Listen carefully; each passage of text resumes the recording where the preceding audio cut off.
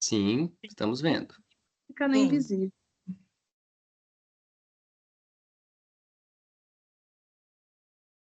Bom, então, vou dar início, né? Boa noite a todos. Hoje, nesse 7 de julho de 2025, mais um encontro especial aí do Geleia, Grupo de Estudos Livres sobre Educação e Inteligência Artificial. E hoje vamos receber Mariana Ox, que é designer, jornalista, especialista em cultura digital na educação. É coordenadora do Educamídia, um programa de educação midiática do Instituto Palavra Aberta. Tem pós-graduação em letramento digital pela Universidade de Rhode Island e atualmente é pós-graduanda em Ciências da Comunicação na USP, onde pesquisa o letramento algorítmico na educação básica. Com muito prazer, muita alegria, damos início então a mais uma sessão do Geleia. Com a palavra você, Mariana Ox. Obrigada, professor Felipe. Gente, é um prazer estar aqui com vocês. Sempre uma alegria poder trocar com outros pesquisadores, com outros professores. O Felipe já me apresentou, mas eu vou contar um pouquinho mais. Eu estou na educação há mais ou menos uns 10, 11 anos. Antes disso, eu trabalhei como designer editorial no jornalismo, que a gente chama de jornalismo visual. Eu fui diretora de arte de revistas e jornais, ainda no tempo da mídia impressa, né? Passei 25 anos dentro de redações fazendo isso, e olhando para inovação que vinha acontecendo, para a cultura digital, olhando para o papel das mídias, né, na formação de visões de mundo, na cultura digital e midiática. E aí, quando eu fui para a educação, eu fui trabalhar na transformação digital de escolas e na formação de professores para o uso de tecnologias digitais na educação, primeiro, né?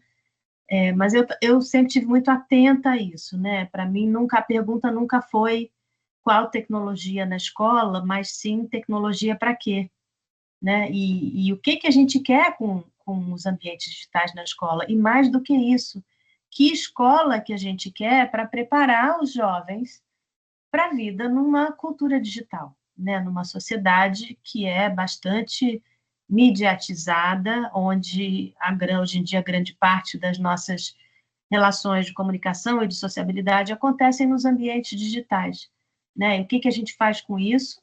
Como é que a gente usa isso para ampliar as possibilidades da educação, a possibilidade de aprender fora de espaços escolares, de se expressar, de comunicar, de publicar, mas também como que a gente forma jovens para serem cidadãos críticos, éticos e conscientes nos ambientes digitais, né? Ocupando esses territórios de uma maneira responsável, de uma maneira saudável e ética. Então, eu estou desde 2019, eu sou uma das coordenadoras do Educamídia. O Educamídia é um programa de educação midiática de alcance nacional do Instituto Palavra Aberta, é um programa sem fins lucrativos.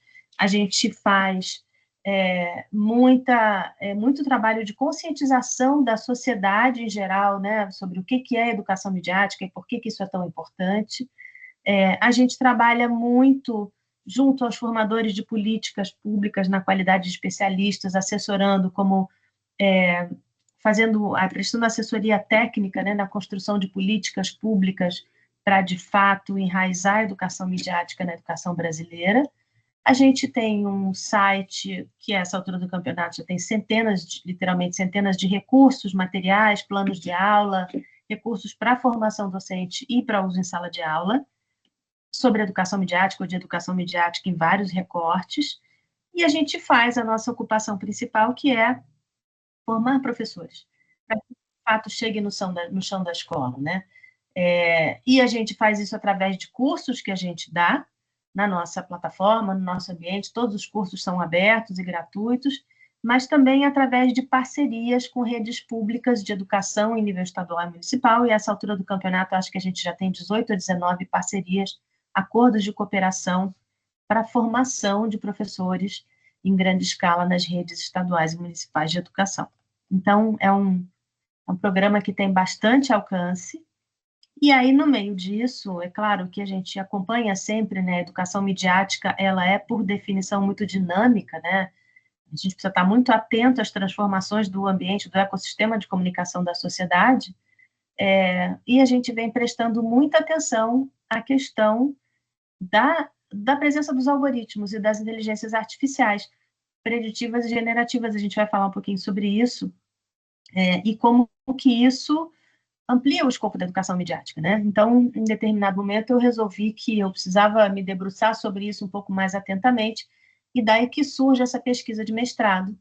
E eu vou tentar fazer um passeio rápido, tem muita coisa aqui, mas eu vou pular um pouquinho, porque eu queria um pouco falar com vocês sobre o que eu tenho dito para os professores, né? Como é que a gente sensibiliza os professores para essas ideias, para essa necessidade, né? Sobre o que é esse letramento e a necessidade de trazê-lo para as salas de aula, e também sobre, né, qual é o foco dessa pesquisa, de um ponto de vista assim, um pouquinho mais acadêmico.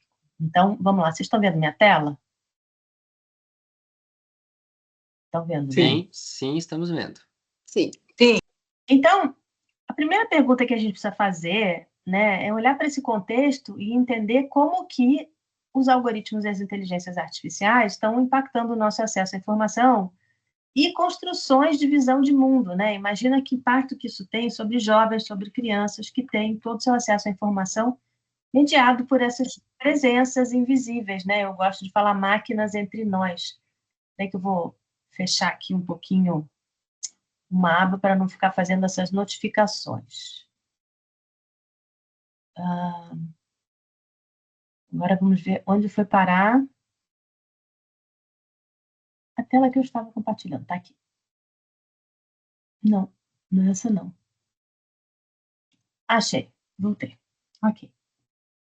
E uma coisa que me chamou muita atenção, eu acho que a gente tem um momento que para mim é um divisor de águas, que é abril desse ano, quando eu estava andando na rua e eu comecei a ver anúncios da IA da Meta, né, a IA do seu WhatsApp, nos pontos de ônibus, né? E um chamado à população para que use a IA para criar historinha para acalmar a criança no trânsito, enfim, anúncios com popstar, etc. E eu acho que aí é um momento que a gente consegue marcar que realmente essas coisas chegam no imaginário da população em geral e começam a ficar muito disponíveis, né? Começam a virar uma ferramenta do dia a dia, né? A presença de IAs entre nós não é nenhuma novidade, né? O que a gente tem assistentes aí, assistentes inteligentes, correção de palavra, correção de escrita, a gente tem coisas que nos ajudam a prever o trânsito, flutuações de moeda, IA utilizadas em sistemas de saúde. Isso não é novidade. O que é novidade é o acesso, né? O ChatGPT teve uma explosão de 100 milhões de usuários. Eu acho que foi o aplicativo com a adoção mais rápida na história, né, que chegou à marca de 1 milhão de usuários, uma coisa muito rápida, coisa de 1 a 2 meses, né? Em menos de um ano passou de 100 para 200 milhões, esse número já está em 400, esses dados já são um pouquinho antigos. E aí, quando isso chega no WhatsApp, né, imagine que 99% dos brasileiros online usam o WhatsApp. Isso num país que tem baixíssimo letramento informacional, né? E você tem enorme penetração de celulares, mas aqueles celulares com aqueles planos populares são os mais prevalentes, esses planos zero rating, né, que já vêm com acesso a redes, incluído ferramentas de chat, redes, etc., mas não tem navegação em geral, né, no seu plano de dados. Então, mesmo que a pessoa soubesse que ela deve ir a um buscador, procurar na internet para conferir uma informação, ela não tem dados para navegação em geral. Então, a gente tem uma combinação aí muito explosiva de pessoas usando essas ferramentas, né, sobretudo essas ferramentas de IA generativa, com muita penetração, potencialmente, mas num contexto de baixo letramento informacional. Quais são os perigos que isso pode apresentar? Né? Logo que surgiu a Meta no WhatsApp, eu estava num grupo de pessoas e a gente começou a discutir, né, a questão da geração de imagens, muito acessível, agora literalmente na palma da nossa mão. E aí eu perguntei, Meta, me mostra a imagem de uma pessoa bem-sucedida, cujo cargo é CEO no seu ambiente de trabalho, né? E essa foi a imagem gerada. Esse é o CEO que a Meta imagina, né, uma pessoa bem-sucedida. Essa é a imagem da pessoa bem-sucedida. E aí eu continuei, me mostra uma pessoa rica. Vocês podem ver que é um homem branco de terno, num escritório, Vocês podem ver que as pessoas ricas obedecem a determinados padrões estéticos de vestir, etc. Estão ali consumindo arte europeia no museu, né? E eu pedi café da manhã. Eu não sei quantos de vocês costumam comer ovos com bacon no café da manhã, mas isso é o que a IA do WhatsApp acha, né, que a gente deve consumir. E aí eu fui além, né? Pedi para ela me contar um pouco mais sobre esse personagem que ela gerou. E a Meta, então, começou a descrever o Alexandre. O Alexandre é branco, casado, pai de uma família heteronormativa, esportista, diz que valoriza a leitura, né? Mas ele lê, na verdade, livros de autoajuda, de liderança e de desenvolvimento pessoal, né? Consome streaming, música clássica. Então, assim, são padrões culturais, né, bastante hegemônicos de uma determinada cultura. E isso começa a ser uma coisa bastante problemática, né? Eu fui fazer uma pesquisa num buscador e fui procurar uma pessoa rica de um outro lugar. E falei, no Google, eu falei, me mostre a pessoa mais rica da Índia, por exemplo. E eu descobri o seguinte: a segunda pessoa mais rica da Índia é essa daqui. É a herdeira de um império de TI. É uma mulher jovem e esse provavelmente é o seu café da manhã, né? Então a gente começa a ver que, né, a gente tem coisas muito sérias acontecendo aí nessa construção de visão de mundo. E a gente está nesse momento, né, numa pressão do mercado pela adoção de ferramentas de inteligência artificial na educação de uma maneira muito forte, né? E se vocês se interessam por esses assuntos nas suas redes sociais, vocês podem ver que nós temos feeds inteiros de pessoas vendendo o curso, mostrando prompts. Eu tenho medo hoje em dia de abrir a minha geladeira e sair uma inteligência artificial, né, mandando eu fazer alguma coisa, né? E a gente precisa lembrar que educar com inteligência artificial não é a mesma coisa que educar para inteligência artificial, né? Quando a gente fala de educar com inteligência artificial, a gente está falando que a gente precisa se debruçar sobre governança, sobre pedagogia, né? Mas quando a gente fala de educar sobre inteligência artificial, a gente está falando de letramentos, né? E aí a gente está numa outra esfera completamente diferente. Aí eu fiz um outro experimento, né? Eu participo de muitos grupos de professores e eu pensei, bom, nós temos essa possibilidade, então, de gerar imagens, de criar coisas que a gente talvez tivesse sentindo falta, né? Nos nossos materiais didáticos, por exemplo. E aí eu pedi a diversos professores dos meus grupos que fizessem esse experimento e usassem exatamente este prompt. Gere uma imagem de uma pessoa aliás, indígena não é etnia, preciso corrigir isso aí. Mas gere uma imagem de uma pessoa de origem indígena brasileira. E eu não especifiquei mais nada e eu disse que eles precisavam usar este prompt. Rapidamente eles começaram a produzir imagens e me mandar, e todos muito espantados com o resultado. Eu organizei as imagens resultantes em 2 grupos. O primeiro deles é esse aqui, que eu vou chamar de jovens bonitos e seminus com plumas, né? Isso já em si gera uma discussão muito interessante sobre como que essas máquinas aprendem. Por que que é que quando a gente usa essa combinação de pessoa indígena brasileira, a gente tem pessoas jovens, sensuais, seminus, né? Todos segundo um padrão de beleza, da onde que estão vindo as imagens que treinam essas pessoas, que referência essas máquinas e que referências são essas, né? Isso aí já gerou uma discussão muito interessante. Muita coisa de soft pornografia, por exemplo, que é o que está disponível, né? Muita coisa que associa o brasileiro, o estereótipo do brasileiro sensual, né? Moreno, fortão, etc. Então, a gente começa a ver o que está treinando essas máquinas. Tivemos um outro grupo de imagens, que eu chamo de remix das nações. Aqui você tem tudo menos o indígena brasileiro, né? Você tem referências de Índia, Butão, vagamente Peru, alguém que foi ao festival Burning Man, alguém que fez figuração, né, que veio de Wakanda, fez figuração no filme. Você tem uma pessoa com um aspecto vagamente sul-americano, mas você continua não tendo o indígena brasileiro.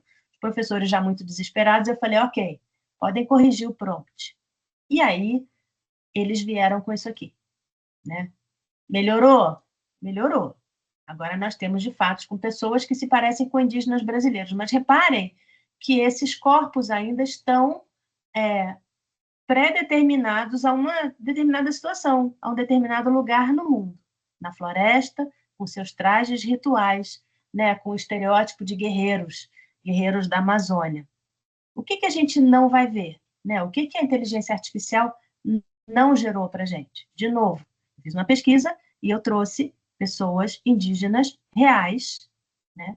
E essa IA nunca vai mostrar para a gente a Fernanda, que é uma advogada, a Dayana, que é uma designer, a Miriam, que é uma cirurgiã cardíaca.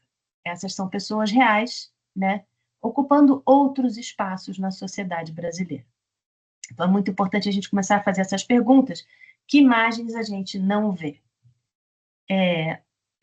E eu, quando falo de introdução de tecnologia, eu gosto muito de trazer o trabalho do Neil Postman, né, que é um teórico de mídia muito interessante, e ele fala o seguinte, esse é o primeiro presentinho que eu tenho para vocês hoje, esse é um material, eu traduzi as perguntas críticas que o Neil Postman diz que a gente precisa fazer sobre a presença de tecnologia na sociedade, né? E eu acho que isso dá um material muito legal para trabalhar em sala de aula, inclusive com alunos do ensino médio, enfim, ou fazer projetos. E uma das coisas que ele fala que eu gosto muito, né? Ele fala, claro, que as tecnologias não são neutras, né? E a gente precisa entender os seus impactos, os seus efeitos. E ele fala que a mudança tecnológica não é aditiva, né? Ela não é apenas mais uma coisa que a gente introduz na sociedade quando é uma mudança tecnológica sistêmica. Ela é ecológica, ela produz várias outras mudanças, né? Se o Neil Postman estivesse aqui entre nós, talvez ele ficasse um pouquinho espantado de ver, né, que a introdução das tecnologias algorítmicas, sejam elas as preditivas, né, os algoritmos de personalização e seleção, sejam elas generativas, né, as IAs que a gente está acostumado a chamar de IA, as IAs que são capazes de gerar textos e imagens a partir de comandos em linguagem natural, né, ele talvez ficasse muito espantado de ver alguns efeitos não previstos, não intencionais, da gente viver em realidades algorítmicas, como o excesso de desinformação, o negacionismo, o vício em telas, né, a amplificação do extremismo online à medida que as pessoas vão sendo empurradas para bolhas, para câmeras de eco, né, todo o papel dos influenciadores na sociedade, questões de viés algorítmico, de racismo algorítmico, todos esses fenômenos, né, impactos na saúde mental, a presença de bots, né, que podem ampliar a desinformação, impactar eleições, o uso malicioso das IAs generativas, todas essas coisas são efeitos que talvez a gente não tivesse previsto da presença dos algoritmos e das IAs generativas entre nós, né? Então, a gente precisa realmente perceber que o ambiente em que a gente vive hoje, ele é feito de interações bilaterais, mutuamente transformadoras, né? Frequentemente opacas, muitas vezes imprevisíveis, mas, sobretudo, muito, mutuamente transformadoras entre pessoas e máquinas. Essas interações vão reorientar os dois sistemas, o tecnológico e o social.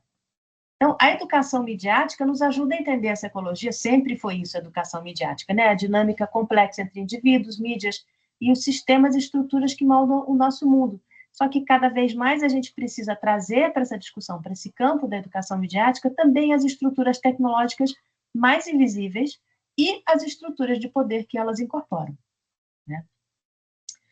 Só para lembrar, a educação midiática a gente define como as habilidades de, né, o conjunto de práticas que desenvolve essas habilidades de acessar e analisar criticamente informações, produzir conteúdos com responsabilidade, participar de maneira consciente e ética do ambiente informacional e midiático, e tudo isso calcado em valores de autonomia, de responsabilidade, com foco em cuidado, segurança e equidade, não só para os indivíduos, mas para a coletividade, né? Ser ou não ser midiática, uma sociedade que não é educada midiaticamente tem cada vez mais consequências negativas para o coletivo. A educação midiática, à medida em que avançam os processos de automação, vai tendo um impacto cada vez mais coletivo, né, no bem-estar de toda a comunidade. A gente fez no Educamídia esse framework, essa estrutura aqui que a gente chama de mandala, para tentar organizar um pouquinho essas habilidades da educação midiática em torno desses eixos de ler, escrever e participar de uma maneira mais qualificada do ambiente, do ecossistema informacional da sociedade. E a gente entende que é um direito de todo cidadão, né, ter essas habilidades, mas também um dever, justamente por causa desses impactos coletivos, né, que tem a nossa presença, o nosso estar, né, de maneira mais ou menos qualificada nos ambientes de comunicação da sociedade, né? E aí, quando a gente começa a olhar para realidades mediadas por inteligências artificiais, a gente começa a entender que a gente tem novos conceitos, novo vocabulário, novos dilemas, né, que a gente precisa começar a trazer para a discussão com os jovens e com as crianças. Por exemplo, a gente vai chamar tudo de fake ou deepfakes, né, essa possibilidade de criar imagens artificiais, mídia sintética, né? Existe um uso malicioso disso, mas existe também um uso legítimo disso, no entretenimento, na publicidade, né? A gente não pode dizer que é deepfake, será que a gente pode dizer que é deepfake uma coisa que não teve a intenção de enganar?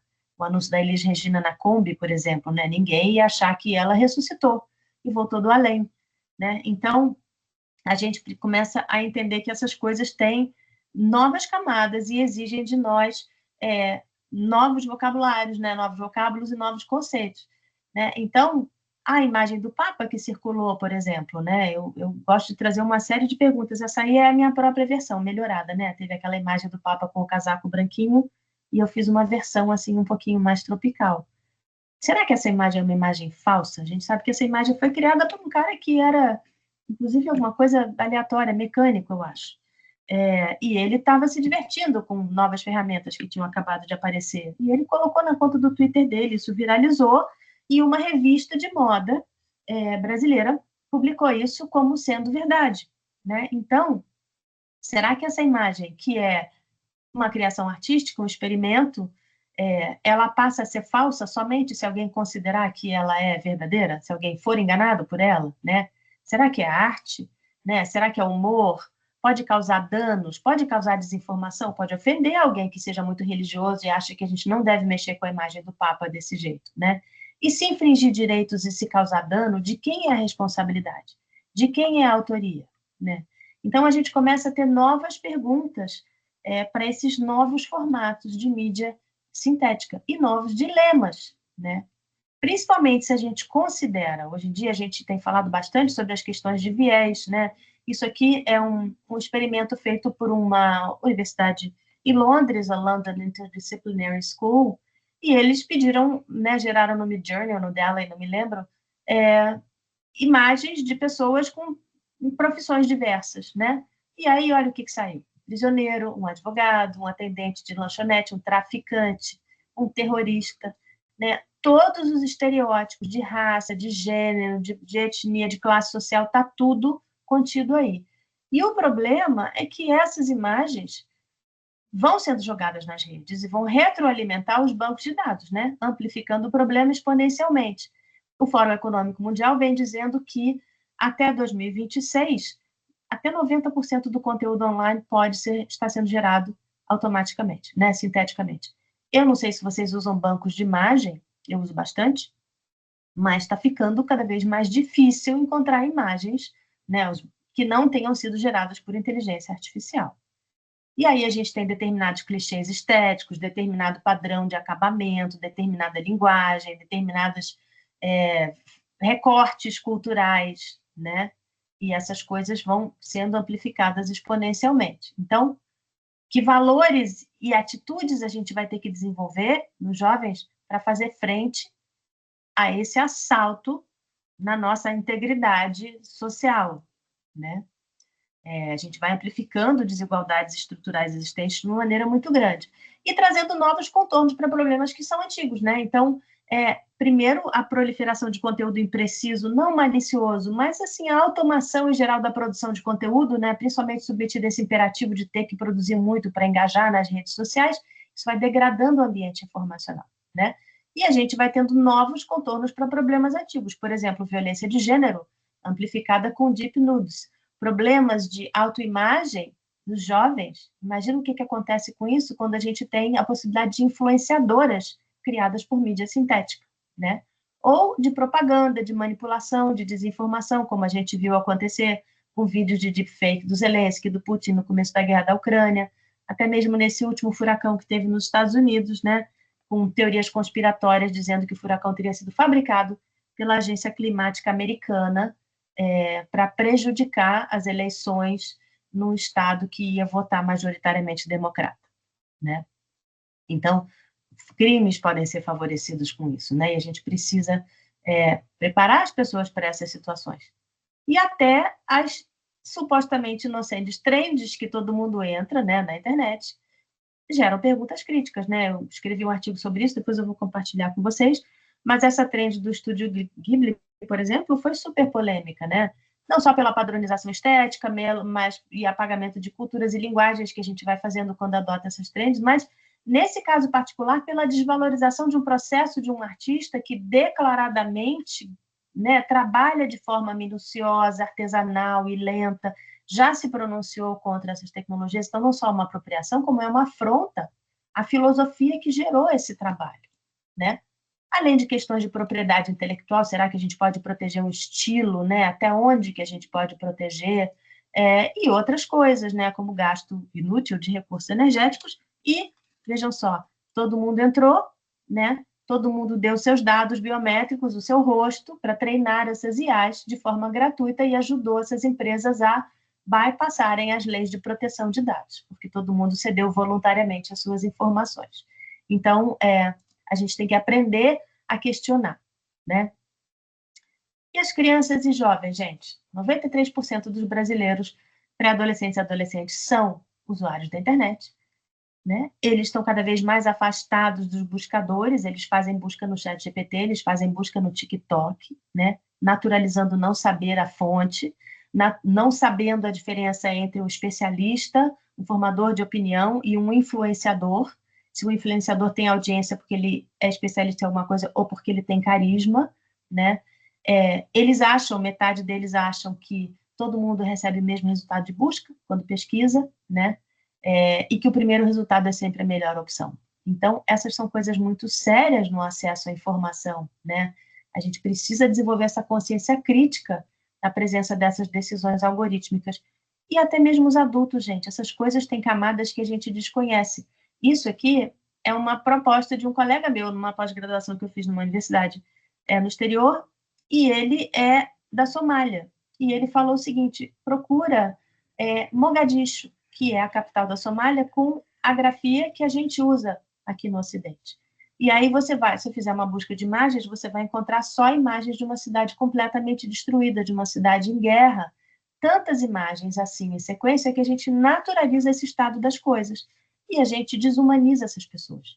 A gente diz, olha, aquelas pessoas que vivem naqueles lugares em guerra, normal. Mas não é normal. Não é normal alguém viver assim, né? A gente tem que se opor a isso.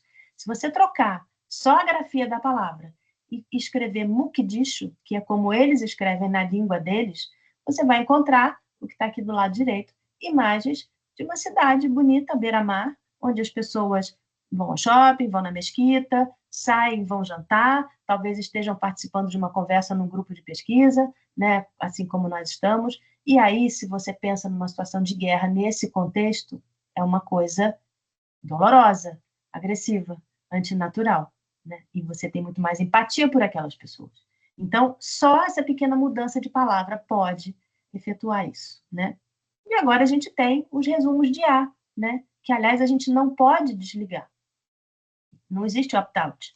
Você tem resumo de A. Tudo bem, tem o linkzinho ali da fonte, mas quem é que vai clicar nisso, gente? Pensa num adolescente, se ele vai clicar nisso. Então, a gente está naturalizando uma visão única, né? Feita a partir de uma visão hegemônica de mundo, que a gente sabe que a maioria dos dados de treinamento são dados de uma determinada parte do mundo, determinados idiomas, determinadas culturas, né? E hoje em dia a gente não consegue nem mais ver quantos resultados de busca tem. Antigamente era isso, né? Você dizia educação midiática, e aí você via que tinha 2.140.000 resultados. Então você sabia ali, de algum jeito, que você tinha muitas possibilidades e cabia você fazer uma curadoria, né, do que é interessante, do que é útil e formar a sua própria opinião. Então, isso também a gente está sendo cada vez mais afastado. Então, só para a gente avançar, porque a gente começou um pouquinho mais tarde, eu vou até às 9 para a gente poder conversar um pouquinho, né, que letramentos, então, a gente tem que falar, né? Esse é o foco da minha pesquisa, né? Como que a mediatização, a plataformização e a dataficação crescentes vão impactar a educação midiática, né? A gente começa a ver, diz a professora René Hobbs, por exemplo, que as práticas tradicionais de letramento midiático, que são centradas na análise reflexiva dos textos, não são mais suficientes, né? uma vez em que a gente está num ambiente informacional em que sistemas opacos, né, construídos por empresas a serviço dos seus endereços, né, extraem dados dos usuários para promover o nosso engajamento e para alimentar sistemas de previsão e recomendação que aumentam o nosso engajamento com conteúdos que nem sempre são justos, corretos ou éticos, né? Então, a nossa capacidade de navegar nos ambientes digitais também hoje está dependente da capacidade de enxergar seus mecanismos mais invisíveis, né? E como é que a gente intersecta, então, a ciência da computação e os estudos culturais? A gente está vendo, né, que isso é um campo cada vez mais interdisciplinar, porque a gente está acostumado a pensar em ensino da computação ligado à lógica do trabalho, mas não à lógica da convivência da social, da cidadania, da democracia, né? Então, para a gente entender esse ambiente, né, a gente precisa começar a olhar para essa perspectiva de criação ativa, intencional, crítica de significado, de participação mais consciente, no mundo que é muito fluido entre os ambientes físico e digital, né? A gente precisa acrescentar essa dimensão dos dados como texto, né? A gente precisa se envolver criticamente com esses processos em que a coleta e a personalização de dados têm um papel muito importante. E, finalmente, a gente precisa entender as dimensões coletivas dessas novas literacias, né? A gente já tinha alguns autores, como Paul Mihaly, que falava de letramento midiático cidadão, né, crítico e cidadão, né, voltado para a participação consciente, um foco no bem-estar coletivo, né, e agora a gente vê surgir esse conceito de ecologias midiáticas cidadãs, em que a gente dá visibilidade a esses aspectos mais performativos do código, né, entendendo como que a gente desenvolve agência, consciência crítica e emancipação diante dessas realidades sociais, políticas e tecnológicas, né? Então, como é que a gente faz uma educação para isso? A gente tem que se situar entre o deslumbramento, né, esse tecnofetichismo de que a gente vai adotar todas essas ferramentas e tudo é chamado de mágico e tudo é incrível, né, e tudo agora a gente tem que fazer com IA, e o outro lado que é a tecnofobia, né, esse pânico social que também começa a se criar com a presença das tecnologias entre nós, né? No meio é o nosso papel, né? O papel da educação, que é de promover uma exploração crítica e emancipatória dessas tecnologias. Tem uma autora que eu gosto muito, que é a Tessa Jones, e ela fala numa espiral de empoderamento, né? Que é um processo problematizador, a educação midiática como um processo problematizador contínuo, desde os anos iniciais, né? Voltado para a emancipação dos sujeitos, nesses ciclos de complexidade crescente de conscientização, análise, reflexão e ação, né? A Tessa Jones, ela é muito freiriana, né? Ela fala muito dessa questão da emancipação. E, nesse sentido, a educação midiática aparece não como um conjunto de técnicas, né? Como uma coisa que a gente vai localizar numa caixinha, mas como a criação de um hábito, de uma postura mais crítica e reflexiva para a vida, né? Para sempre, e que a gente vai fazer ao longo de toda a escolarização.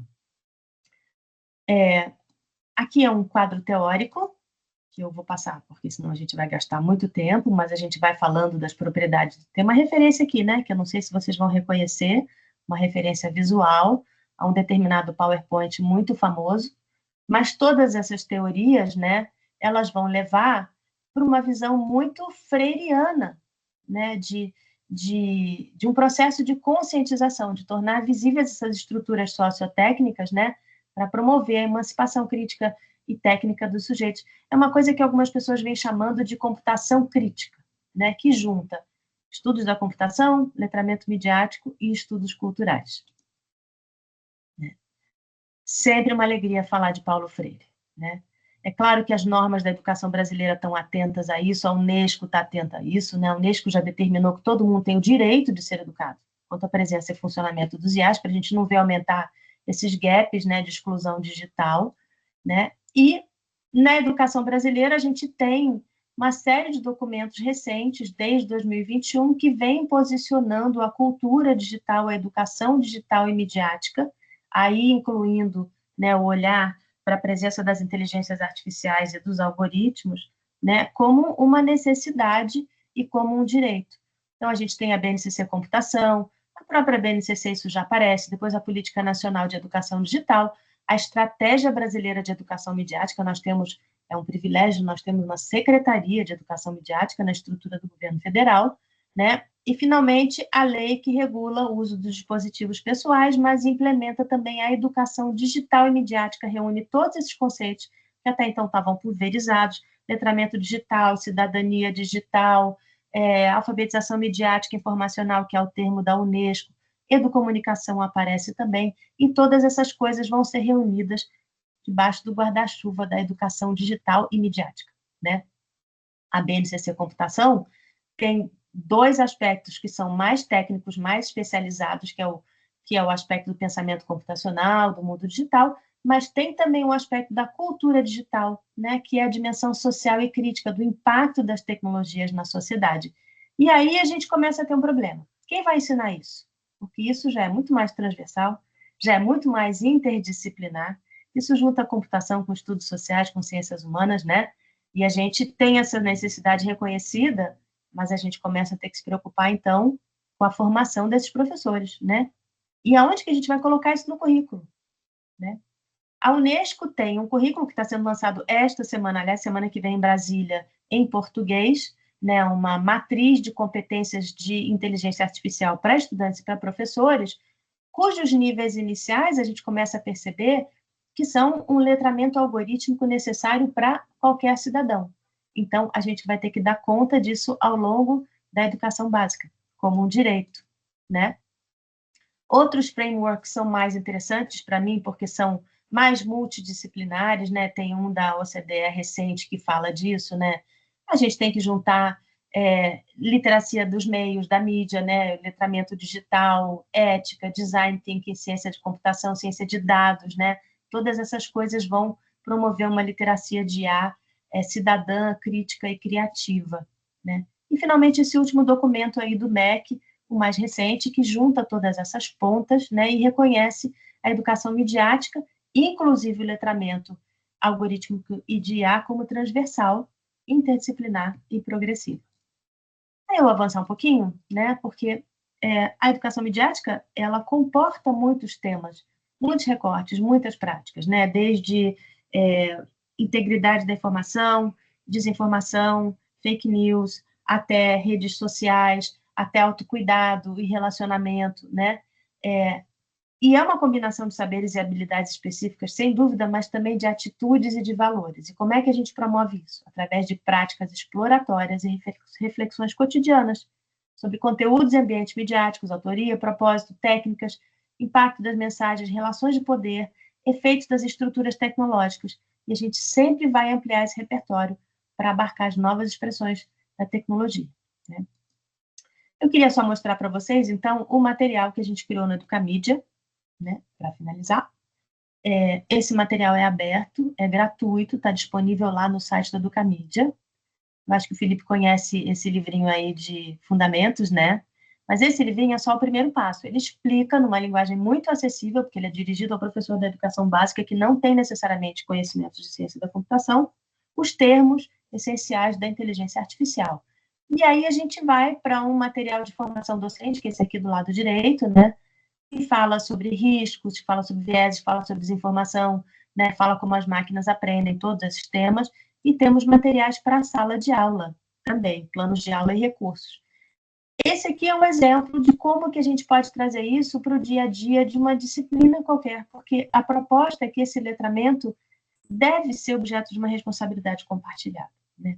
Todo professor, com o mínimo de instrução, essa é a hipótese que eu tenho, pode trazer esse letramento de algoritmos e de IA para o contexto da sua disciplina de forma situada dentro dos objetivos curriculares daquela disciplina, mas com essa camada de educação midiática de algoritmos e de IA. Então, isso aqui, por exemplo, é o trabalho de uma professora de espanhol, sexto ano, os alunos tinham que fazer um projeto sobre Dom Quixote para uma mostra, e aí ela resolveu, então, propor que eles ilustrassem e fizessem prompts em espanhol, ilustrassem o Dom Quixote com os seus comandos, né? Com o objetivo de trabalhar o vocabulário. Imediatamente o que aconteceu é que algumas palavras foram bloqueadas, né? O Sancho Pança é gordinflon, gorducho, não pode. A IA já bloqueou, né? Então eles começam a perceber que tem algumas coisas, tem agência humana, tem filtros, tem algumas coisas que não pode, né? Tiveram que encontrar sinônimos, né? E as imagens começaram a aparecer estranhas, né? Cavalos com 6 patas, personagens meio RPG, né? Um cavaleiro medieval com boné de beisebol para trás. O que eles aprenderam nesse processo? Eles começaram a andar entre as mesas, comparar os prompts, né? E a gente incorporou isso ao processo porque a gente percebeu que eles estavam entendendo que prompts diferentes geravam coisas diferentes e que era preciso melhorar os prompts. Então, a gente criou um organizador gráfico para isso, né? Então, o que a gente conseguiu observar ali?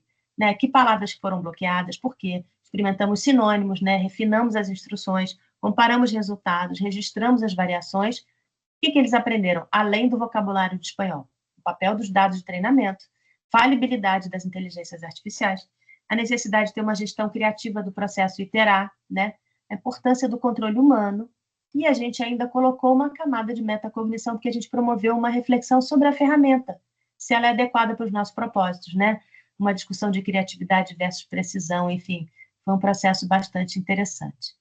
Então, a gente pode fazer isso dentro de qualquer disciplina, né? Ciências da natureza, arte, linguagem, matemática, né? E a gente começa a encontrar maneiras de explorar, né, vieses estatísticos, né, racismo algorítmico, efeitos da disseminação de propaganda, né, o funcionamento dos algoritmos nas buscas e nas pesquisas que a gente faz, e juntos a gente vai construindo esse entendimento, então, do ambiente mais algorítmico, do ambiente algorítmico, né, no nosso acesso à informação. Para organizar um pouco os termos que a gente vê circularem, né? Porque as pessoas perguntam muito, mas cultura digital, educação midiática, cidadania digital, letramento, que bagunça é essa? Então, eu gosto de organizar assim. As mídias e a cultura digital são o nosso objeto de estudo e o nosso campo de expressão também, né? A educação midiática é a prática que vai desenvolver essas habilidades, é o conjunto de práticas que se dedica a desenvolver essas habilidades. A cidadania digital, sempre pautada pelo respeito aos direitos individuais e coletivos, é o valor que a gente vai adotar, né? Sobre o qual a gente vai construir essas práticas. Os letramentos são o caminho. Que letramentos são esses? Do letramento digital, midiático, da informação, de imagens, de dados, da notícia, né? Algorítmico de IA, são letramentos que dão conta da multiplicidade de linguagens e de formatos que a gente tem nos ambientes informacionais da sociedade. E para isso a gente vai desenvolver habilidades técnicas, sim, mas também críticas e socioemocionais na escola, em outros espaços, apoiando as famílias, né? Apoiando a população 60 a mais, levando a educação midiática para territórios periféricos, para fora da educação formal, para garantir que a educação midiática seja para todo mundo, né? Silvana Bahia, do Olab, que é uma pessoa que eu adoro citar, que eu admiro muito, ela tem essa frase linda num livrinho chamado Pode um Robô Ser Racista?, que está lá no site do Museu do Amanhã e é gratuito. A gente tem o desafio de ampliar o repertório e o acesso das pessoas, para evitar que as tecnologias sejam mais uma ferramenta de opressão, possam construir presentes e futuros excludentes. E a gente tem que fazer isso já, né? Queria indicar para vocês, lá na minha conta do Medium, tem uma série de artigos sobre IA e educação, né? Um dos mais recentes sobre o Estúdio Ghibli. Essa semana vai sair um sobre o aspecto socioemocional da educação midiática, né? Os materiais do Educamídia estão todos abertos, disponíveis lá no educamídia.org.br. Deixo mais esse presentinho para vocês, que são as perguntas críticas que a gente pode fazer sobre inteligências artificiais e algoritmos dentro daquela mandala de habilidades da educação midiática, né, nos eixos ler, escrever e participar do ambiente informacional da sociedade. E deixo para vocês, tem uma versão da minha pesquisa no formato de fanzine, que saiu num Journal of Media Literacy, né, uma publicação acadêmica de educação midiática, que é online, que está nesse link aqui, e os meus contatos também. E agora, se vocês quiserem gastar mais uns minutinhos conversando comigo, eu vou adorar.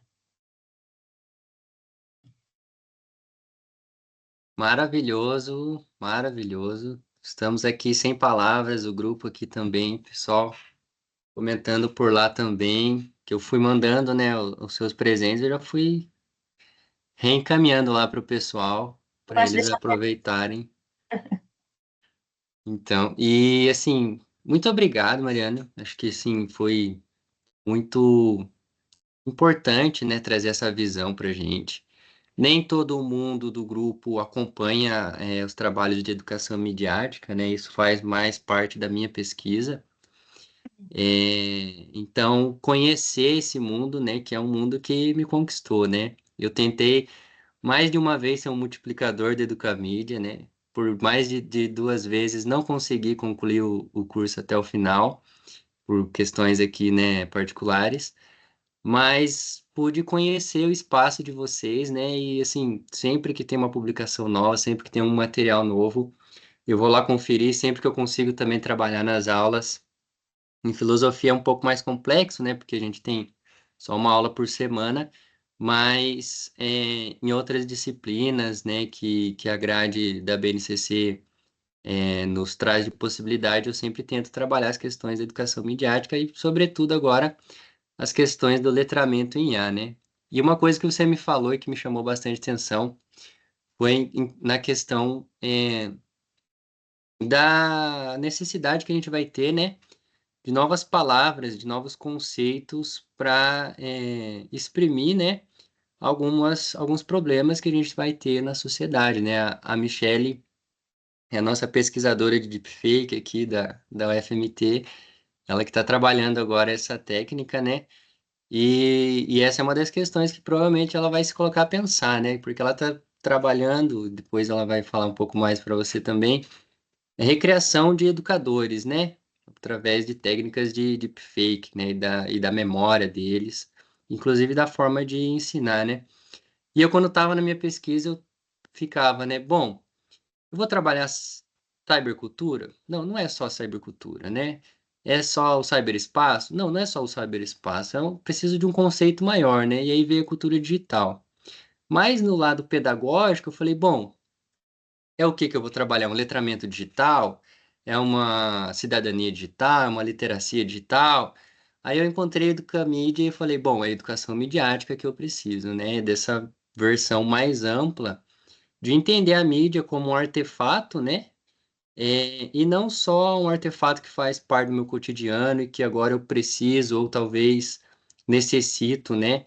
Me adaptar a ele para fazer as coisas mais básicas do meu dia a dia, mas entender também quais que são os efeitos, né? Se são positivos, se são negativos desse uso na sociedade, né? Então, esse conceito de educação midiática foi mais um presente, assim, que chegou até mim e que me trouxe várias e várias luzes piscando aí no desenvolvimento da minha pesquisa. Então, quando eu vejo a potência, né, desse conceito e desses trabalhos da educação midiática, eu fico muito feliz, porque eu acredito que não tenha outro meio a não ser a educação, né, para reverter esse processo que a gente vai enfrentar, né, está enfrentando e vai enfrentar ainda, de degradação, né, desse ambiente informacional, com essa enxurrada aí de conteúdos, né, de má qualidade feitos por inteligência artificial, né? Então, hoje, essa é uma das minhas principais preocupações, né? Como fazer com que o meu colega de trabalho, professor, que está na rede há 10, 20, 30 anos, tenha condições de compreender, né, a mídia e a inteligência artificial, ao mesmo tempo que o meu estudante, que vai ter essa facilidade, talvez, por estar mais antenado, né, nas conexões, sociais, mas não tem a responsabilidade que o professor, né, já mais de idade, né, já um adulto vai ter, né? Então, como associar o novo ao antigo, né, e promover realmente um ambiente informacional onde a gente tenha ética, autonomia, onde a gente tenha os nossos direitos preservados, igual quando você falou, né? Ah, todos eles que fizeram a trend alimentaram a IA com seus dados pessoais. E de fato, né? Hoje a gente não sabe qual que é o nível de acesso que o ChatGPT tem às nossas informações pessoais. Eu brincando com o ChatGPT alguns dias atrás, mandei uma foto da minha irmã e falei, olha, faça um boneco Funko Pop, né, para eu imprimir aqui na minha impressora 3D. E aí ele pegou e falou, claro, vai ser um prazer fazer um boneco da sua irmã Amanda. Só que eu nunca tinha falado o nome da minha irmã, nunca tinha dado nenhum tipo de pista que indicasse o nome dela, em si. E aí eu falei, ué, como você sabe o nome dela, né? E ele deu uma resposta lá dizendo que usou um cálculo de probabilidade para acertar o nome da minha irmã. E eu falei, olha, Realmente você é muito bom com probabilidades mesmo, porque essa aí ficou complicado. Mas Eles é são, isso. Abrir para o pessoal também, quiser fazer perguntas, quiser interagir com a Mariana. eles são muito falsos e puxa-saco, esses robôs aí, essas máquinas. São, realmente. Antes de Ixi, passar a palavra aí para mais alguém, eu só queria comentar duas coisinhas que você falou. Você falou da mídia como artefato, né? E eu tenho evitado, porque sempre causa confusão, assim, né, quando a gente faz os cursos, a mídia, as mídias. As pessoas às vezes vêm muito guardadas e falam assim: a mídia não é confiável, a mídia. Geralmente, quando as pessoas falam a mídia no singular, elas estão se referindo aos veículos de imprensa profissional, né? Então, eu tomo cuidado de falar as mídias para representar o ecossistema de comunicação e informação.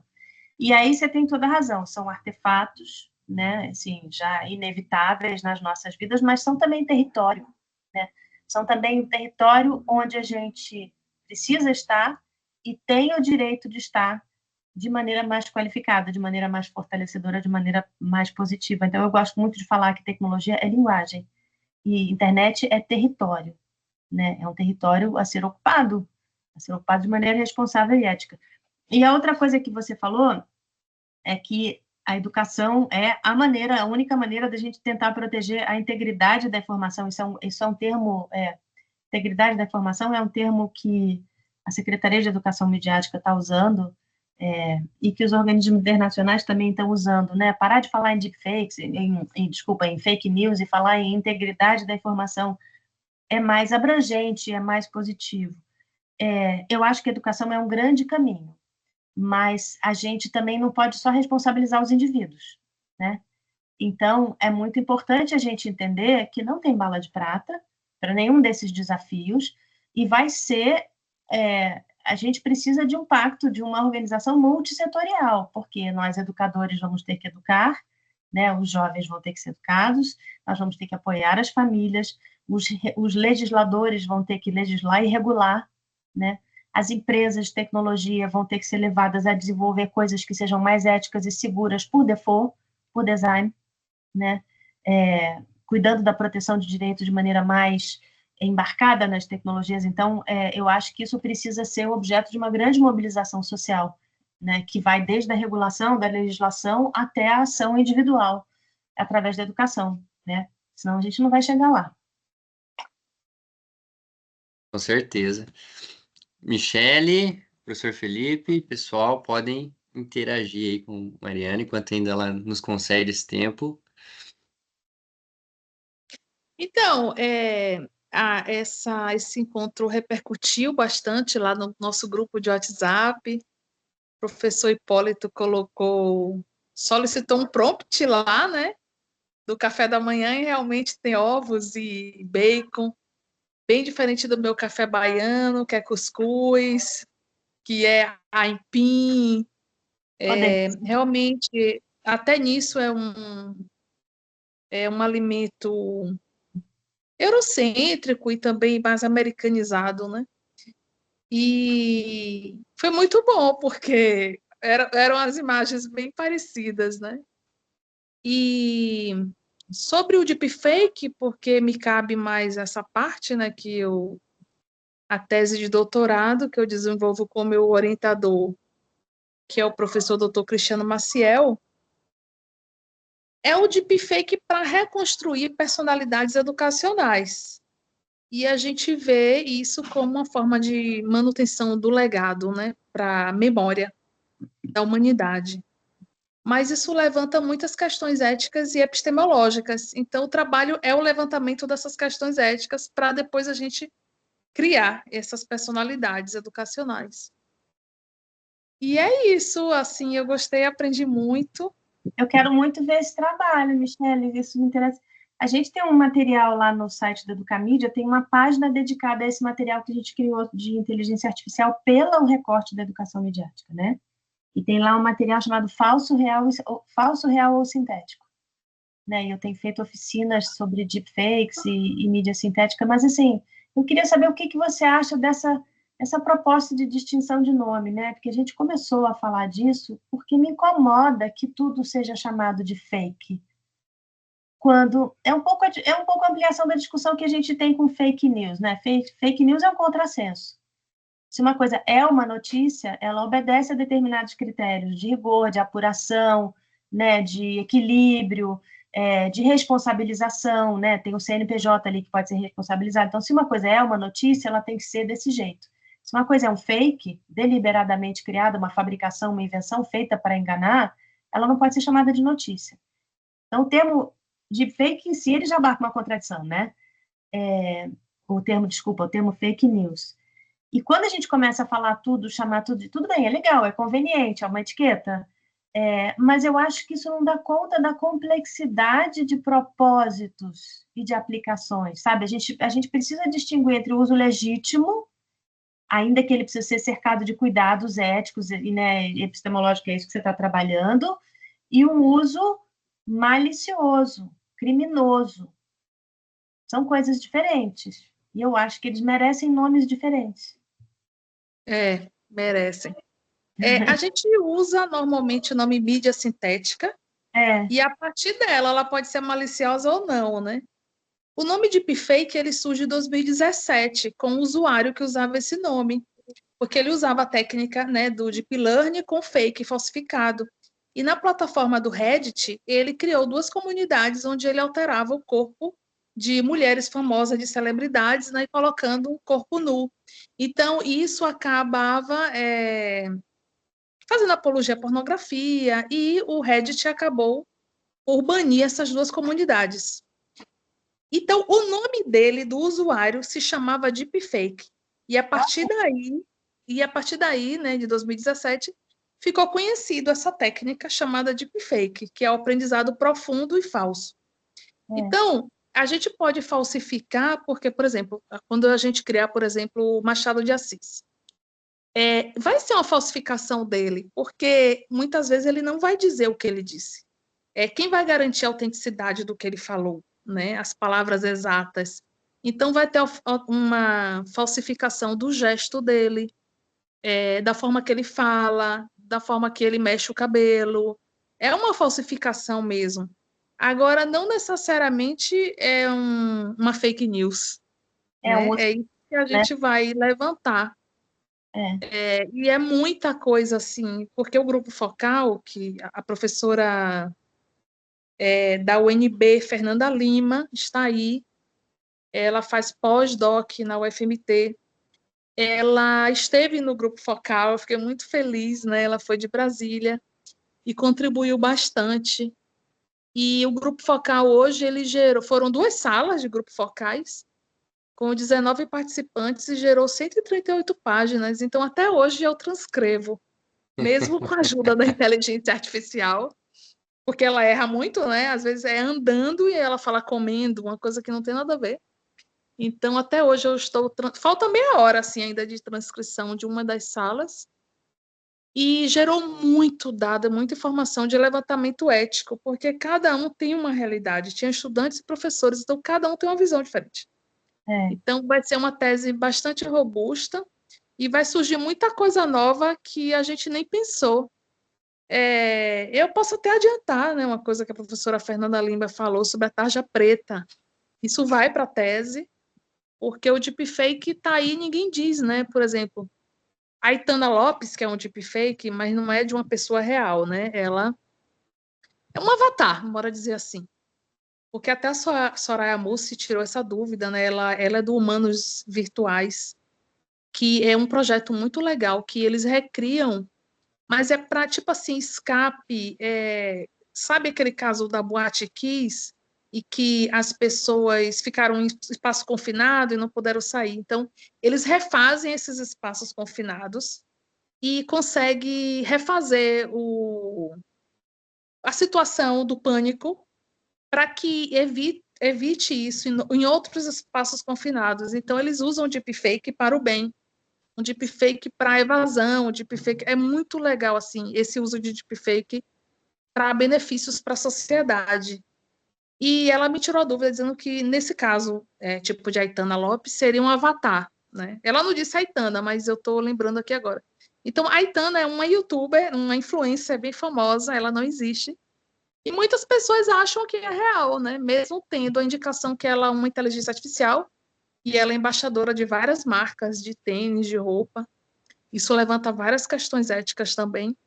E ela... E muito conteúdo, até que eu mesmo crio, porque eu crio deepfake, acabo mandando assim para a família, deveria ter uma tarja preta, assim como o medicamento tem, entendeu? Então, essa da tarja preta, eu amei, assim, a professora Fernanda está aí, se quiser falar também. E é isso, obrigada, gostei bastante. A Hebe está com a mão levantada, tá, professor Felipe? Beleza. Obrigada. Obrigada. Passa. Pode falar, professora Mariana. Não, eu estava agradecendo a Michelle, eu estou muito curiosa para ver esse trabalho, e eu tenho feito oficinas em que a gente vai discutindo coisas.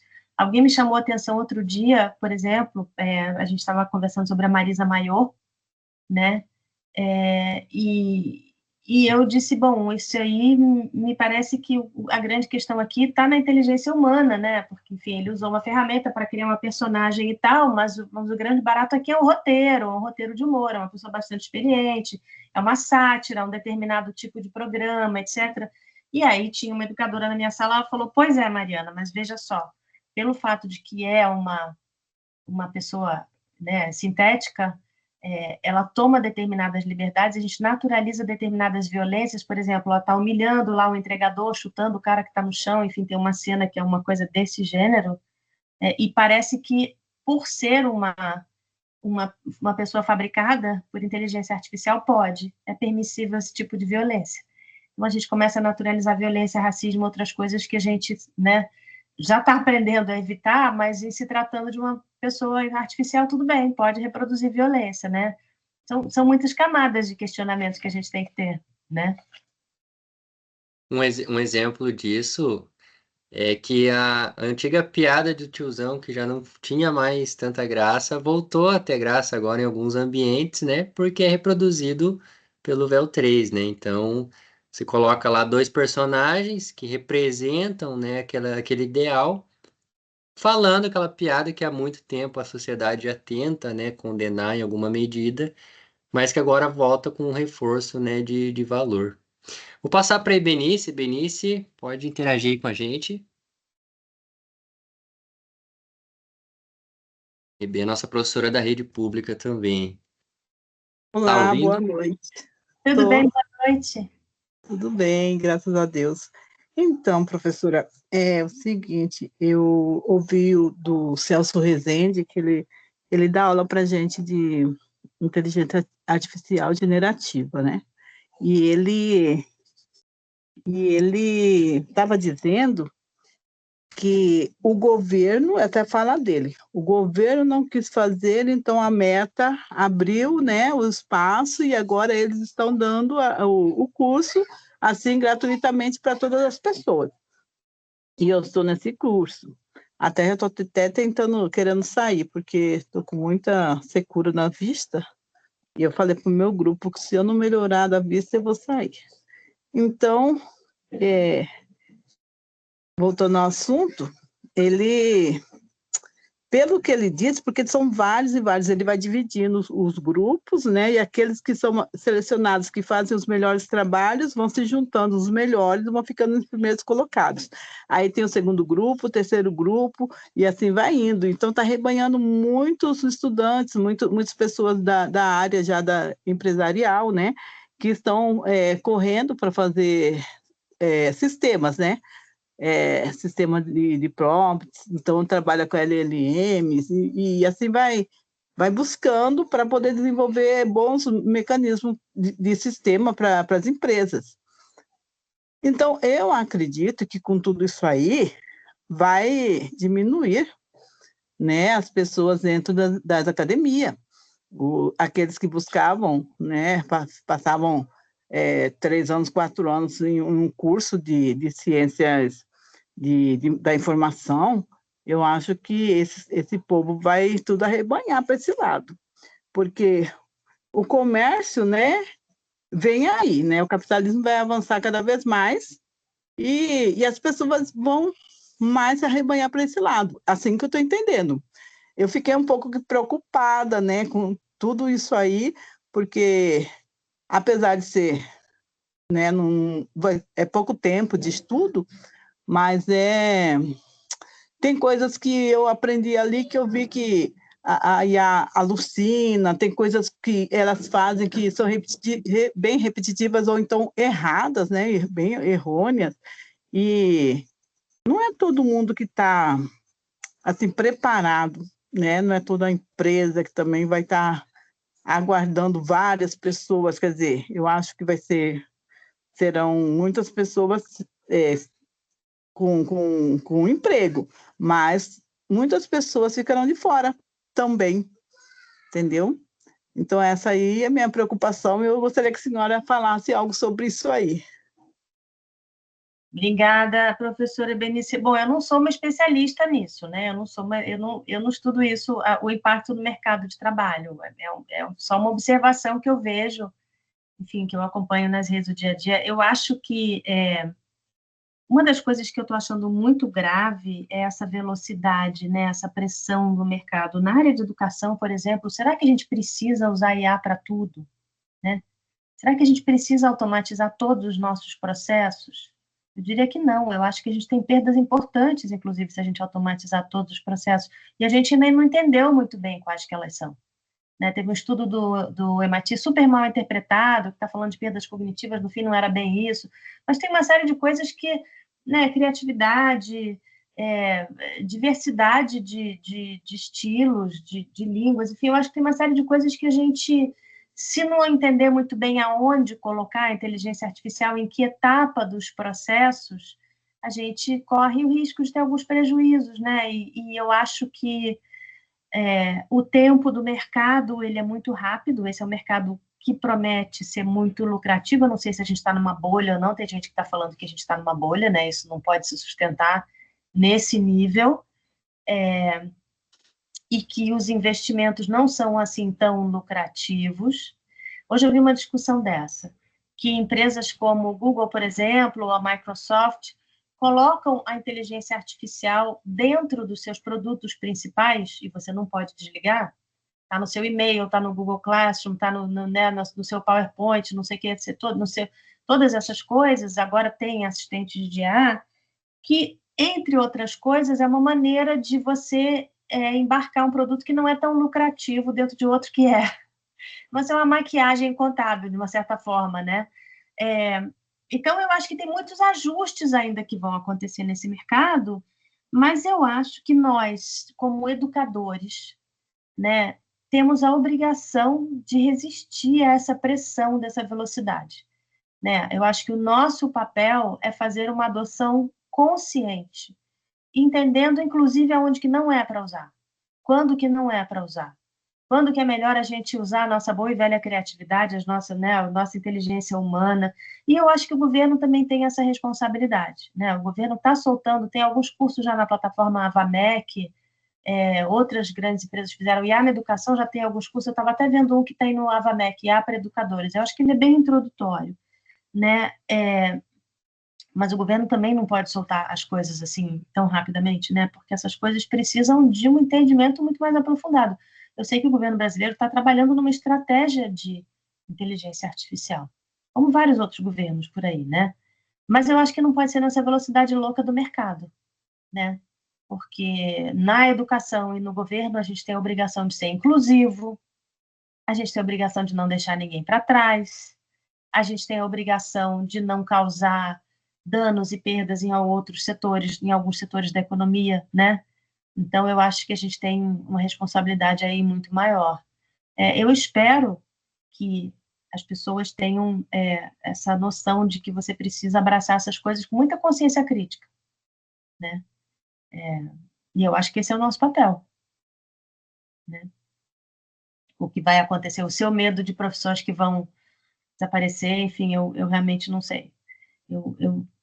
Eu sou uma sobrevivente do fim do jornalismo impresso também, né? Eu já vi também muitas transformações de indústrias, então eu acho que a gente sempre tem perdas num lado, ganhos no outro, vamos ver o que vai acontecer, está um pouco cedo para dizer, né? Mas a gente não quer uma perda de qualidade das coisas, sabe? Em nome dessa adoção desenfreada. Então, eu estou lendo aqui na internet, aqui no meu notebook, sobre o Senado. Está falando assim: Senado aprovou um projeto de lei que estabelece diretrizes para o desenvolvimento e uso de sistema de IA, enquanto empresas buscam soluções para automatizar processos e otimizar o atendimento ao cliente.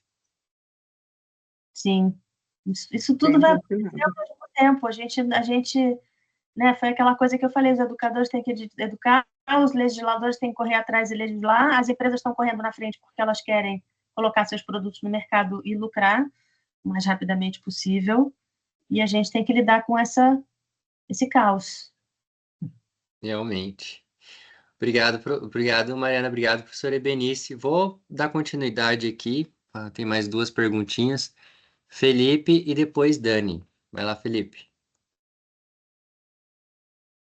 Felipe Eu estou aqui, eu estou tentando recuperar o fôlego depois dessa apresentação. Foi realmente muito legal, adorei todos os aspectos. Se me permite parafrasear né, para começar essa colocação, essa dúvida, a tecnofobia e a tecnofeitiche, né? A gente está realmente nesse ponto. Sei lá, 20 anos atrás, talvez, o governo paulista estabeleceu a Nota Fiscal Paulista, um programa de devolução de créditos, algumas coisas assim, umas regras fiscais meio malucas, a gente apanha bastante para entender como funciona isso, mas isso se popularizou em todos os estabelecimentos comerciais e desde aquela época eu escuto, e até hoje, talvez já tenha 20 anos que está instituído esse programa, eu escuto gente falando que o objetivo era o governo saber quanto que você estava gastando para poder... Tecnofobia, né? E olhar para a implantação das ferramentas de IA no nosso dia a dia também tem muito disso, né? Mas eu realmente fiquei bastante impressionado, especialmente quando apresentou o dado, eu recebi esse dado de como que é o perfil dos alunos com essa questão de o primeiro resultado é o mais confiável e esse tipo de coisa assim. Aquele slide me pegou bastante, eu estou recuperando o fôlego desde aquele pedaço. Porque essa percepção ela é clara, os alunos já não utilizam outros meios de busca que não seja inteligência artificial, que não seja TikTok, que não está tão diferente assim, né? Mas em sala de aula, complementando com uma experiência minha, uma aluna me perguntou uma vez, mas professor, você usa inteligência artificial? Eu falei, é claro que eu uso. Tá aqui, olha o meu histórico do ChatGPT, olha o meu histórico do Gemini, olha como isso aqui, o dia inteiro, eu sou programador, eu trabalho com programação, além de professor, o dia inteiro eu uso esse tipo de coisa. Aí ela assim, mas se o professor, que é o professor, usa inteligência artificial, eu vou usar também? Eu falei, beleza, claro, eu entendi seu ponto, né? Mas vamos fazer o seguinte, acabou a luz, não tem mais internet. O que você consegue fazer? O que eu faço do meu outro lado? É ruim essa posição da carteirada, mas foi uma experiência que eu passei com essa turma nesse perfil, que eu sou professor de ensino médio, pego essa galera realmente nesse nível, assim, né? Então, eu ainda estou no modo tecnofobia ainda não cheguei no tecnofeitiche, mas fiquei bastante empolgado com isso. E eu acho que esse ponto de equilíbrio mesmo é o que talvez o nosso grande desafio, e talvez o Geleia representa bastante disso, porque aqui a gente tem um grupo que está com alunos, com professores, com pesquisadores, com profissionais, com gente de várias áreas, e todo mundo batendo esse mesmo papo nesse espaço de construção. Inclusive, se quiser fazer parte do nosso grupo, vai ser um grande prazer. Pega o contato com o Felipe, a gente está lá sempre discutindo esse tipo de coisa. E essa construção do ponto de o que é a necessidade, ou se é que dá para falar, né, com relação a essa demanda que foi imposta, entre aspas, e o quanto é o custo da implantação desse tipo de coisa. Eu trabalho numa instituição, eu trabalho no Centro Paula Souza, sou desenvolvedor de sistemas dentro do Centro Paula Souza, e, entre outras coisas, a gente faz um processo de validação de alunos. Em cada processo seletivo, 60 mil alunos que entram em cada região. E para tratar esses dados de 60 mil alunos, nós temos talvez 2.000, 3.000 funcionários que tem que fazer uma validação quase que instantânea, porque os alunos precisam entrar na aula daqui a 3, 4 dias. E aí surge esse ponto. Beleza, vamos implantar uma IA para fazer esse tipo de análise para a gente? E vamos colocar os dados de todos os alunos lá também? Então, é uma corda puxando dos dois lados, né? E essa é a nossa experiência em escola, em sala de aula. Felipe, você falou umas coisas aqui que eu queria comentar muito importantes. Eu tenho um filho adolescente que está no 2º ano do ensino médio, né? E o meu maior medo não é que eles usem IA, porque eles vão usar, eles estão usando. Confessando ou não, eles estão usando. O meu medo é que eles usem mal, né? Eles usem em detrimento do aprendizado, né? E a gente não quer isso. Então, a gente tem que ensinar para eles como que eles podem usar para não se prejudicar. Se você terceirizar a produção, você vai se prejudicar, porque vai ter uma hora que você vai ter que fazer uma prova, um Enem, alguma coisa, e você não vai saber fazer sem aquela muleta. Mas como que você pode ajudar aquilo para te ajudar a estruturar o seu pensamento, orientar as etapas de um processo, ajudar você a fazer um brainstorming de perguntas para uma entrevista, né? E eu tenho tentado ensinar meu filho a usar, assim, com alguma resistência, né? Porque mãe não, né? Mãe eles não querem. Mas eu acho que é um pouco similar quando a gente fala deles irem fazer busca no TikTok, fazer busca no ChatGPT. Não adianta tentar demonizar ou proibir o uso desses espaços.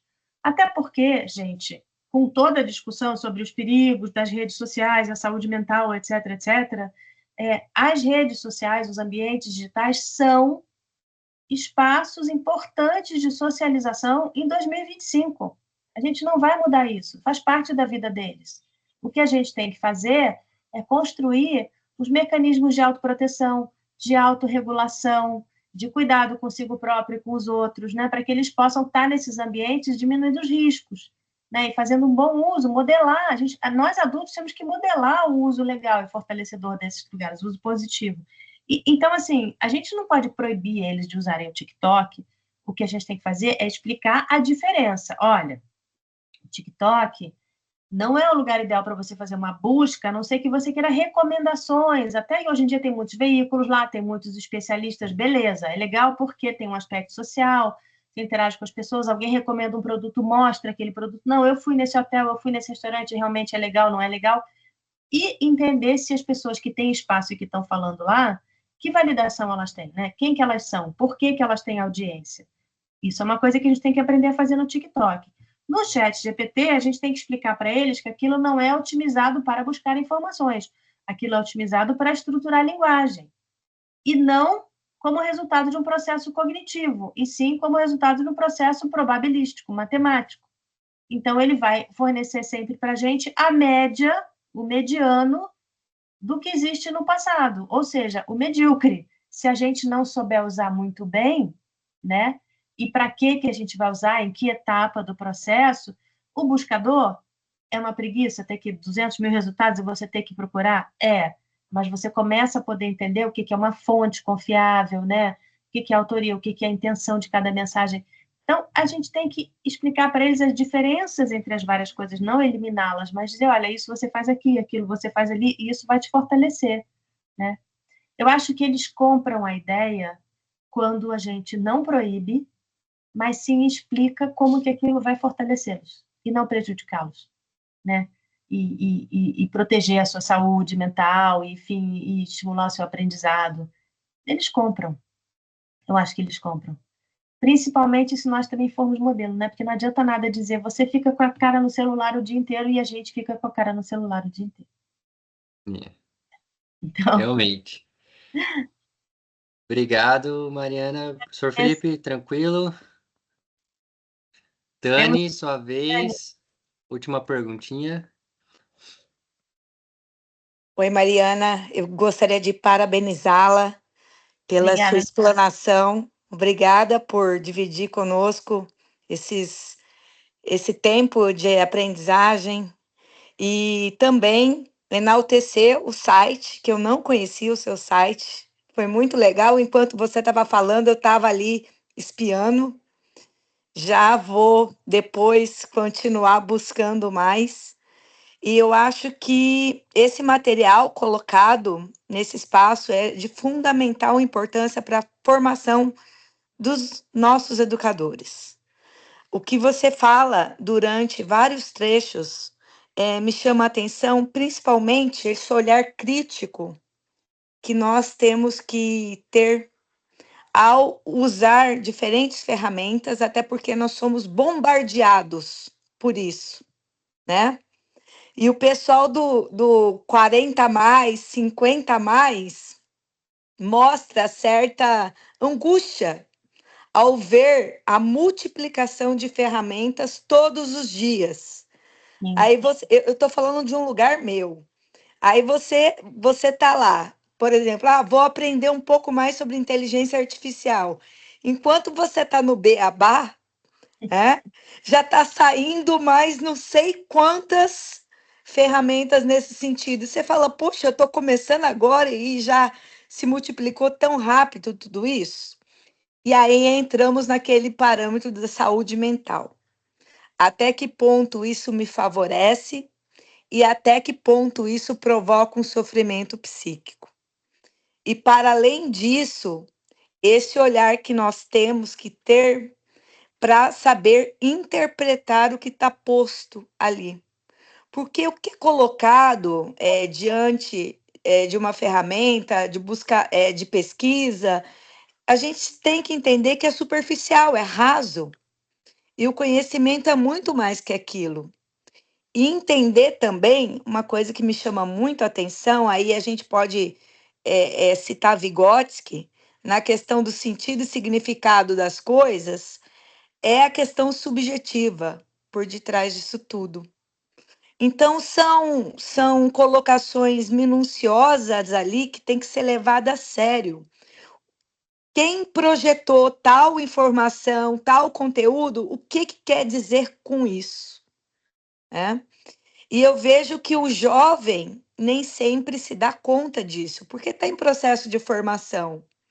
Mas a galera mais velha aí, né, mediante leituras e do próprio processo formativo, já pode dar conta disso.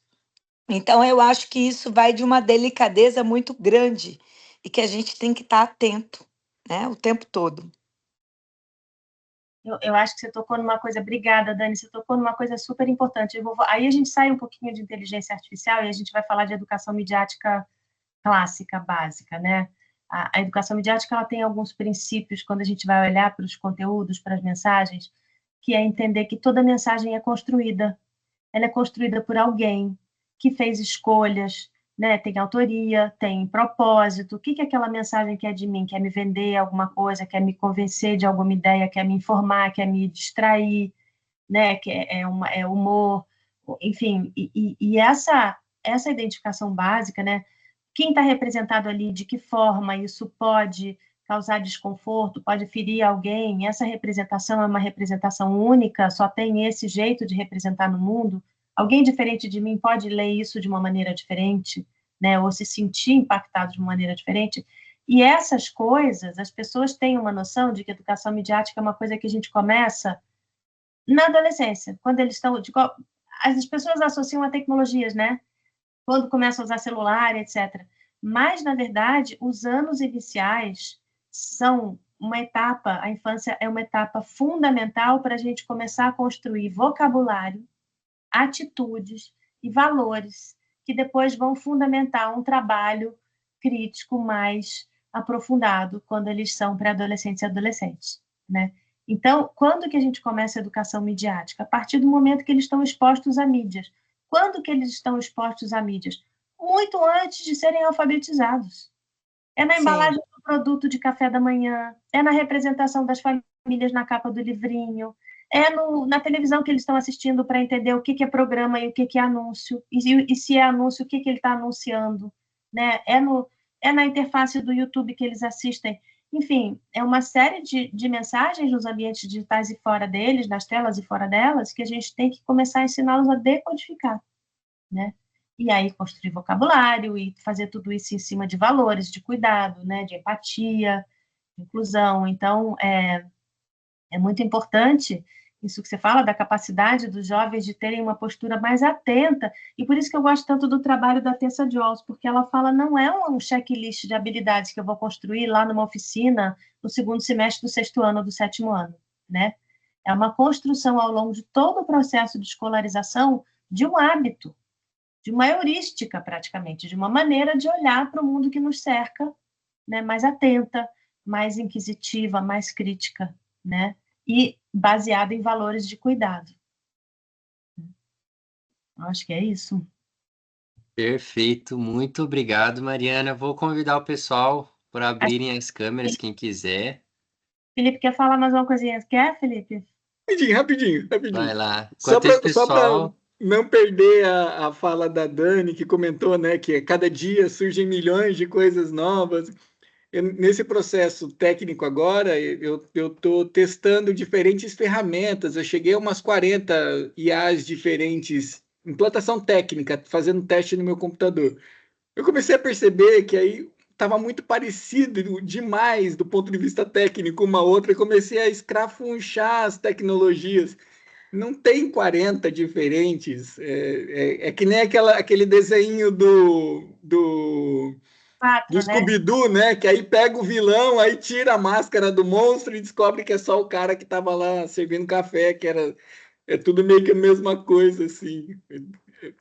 São muito poucas as ferramentas únicas que a gente tem hoje no mercado. Era só esse comentário, só. E a gente também tem que desenvolver um pouco aquele negócio de não ter o FOMO, né? O medo de perder alguma coisa. Sim. Isso é uma grande vantagem de ter a idade que eu tenho. Você já adquire essa tranquilidade de dizer, ó, vou perder coisas. Deu para mim. Uma mulher que faz eu esqueci o nome dela, mas ela é tão engraçada, ela faz uma coisa no Instagram, e outro dia ela fala assim, ela falou, olha só, esse negócio de ter que segurar a peteca, para com isso, gente, petecas cairão. Aceita, petecas cairão. É a mesma coisa, ferramentas passarão e eu não as usarei. Aceita? Né? Uhum. Ai, que bom. Maravilhoso. Olha, por nós a gente ficaria aqui mais 2 horas Mas tá só dando no uma de fome, tá? bate-papo. Mas tá dando uma fome, agora tá dando uma fome, não tá? Pois é. Pessoal, fique à vontade quem quiser abrir a câmera para a gente bater a nossa fotinho excepcional, especial. Cadê a professora Michele? Eu sei que você está por aí. Deixa eu ver se consigo me organizar aqui. Enquanto isso, vou agradecendo o pessoal. Professora Mariana, muito obrigado pela presença. Sua presença aqui foi, assim, repercutida por nós durante várias e várias semanas. Assim que eu consegui a sua confirmação, eu já avisei para o pessoal, falei, olha, se preparem porque Júlio promete. Estamos aqui. Para mim é uma honra, né? Para mim é um privilégio enorme ter alguém que trabalha tão bem a educação midiática, né? Um tema que eu tentei entrar, né, na minha pesquisa Não desiste de de nós. mestrado. Voltar e completar o curso. A gente está redesenhando ele agora. Eu estou redesenhando ele. Sim, ótimo, olha só. Eu vou te catar para você terminar. Ótimo, ótimo. Agora eu tô mais tranquilo. Agora o mestrado passou, agora eu consigo voltar a dar outras prioridades. Mas assim, para a gente é um privilégio ter você aqui. Espero que esteja convidada, né, a conhecer o Geleia melhor, nas nossas redes sociais também no Instagram, no YouTube. Pessoal que está nos acompanhando, né, agora gravado, né, também estejam à vontade para, enfim, tirar, esclarecer outras questões lá no nosso grupo, que é um grupo plural, é um grupo diverso, e é exatamente para isso, para que a gente possa tentar entender melhor esses desafios contemporâneos que a gente tem, sobretudo aqueles ligados à educação e ligados às soluções de inteligência artificial. Vou pedir para vocês sorrirem para nossa foto, nosso momento especial, e mais uma vez, muito obrigado. Eu que agradeço, gente. Sempre uma alegria poder bater papo com colegas, com educadores, com pesquisadores, e me convidem mais vezes. Vou seguir lá na rede, tá bom? Muito obrigada. É isso, muito obrigado, pessoal. Até a Obrigada, boa próxima. noite, pessoal. Boa noite Tchau. a Tchau. todos. Tchau, tchau. Muito obrigado. Valeu, tchau, tchau.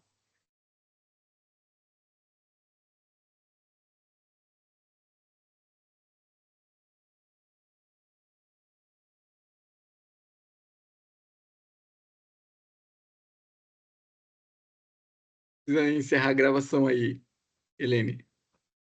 Encerrou aí? Encerrou aí? Vou encerrar, Pera aí.